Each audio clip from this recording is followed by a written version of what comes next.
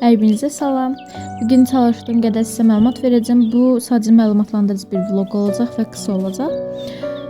Bu gördüyünüz kimi dağa gedirik və yolu sizin üçün çəkməyə çalışdım ki, getdiyinizdə, yəni sizin üçün daha asan olsun. Yanınızda gedərkən mütləq su götürün və oturmağa mütləq bir şey, yəni aparın ki, yəni yorulanda otura biləsiniz və mütləq böyüklə gedin. Ümid edirəm, yəni gedərkən azmazsınız. Buna görə də sizin üçün yol çəkmişdim. Təbii gedəndə də kəndinə getməyi unutmamışdıq.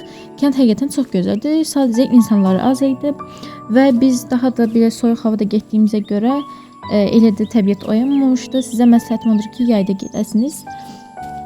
Və bu qədər qısaca. Ümid edirəm gələn səfər sizin qarşınızda daha yaxşı yerlərlə çıxaram. Sağ olun.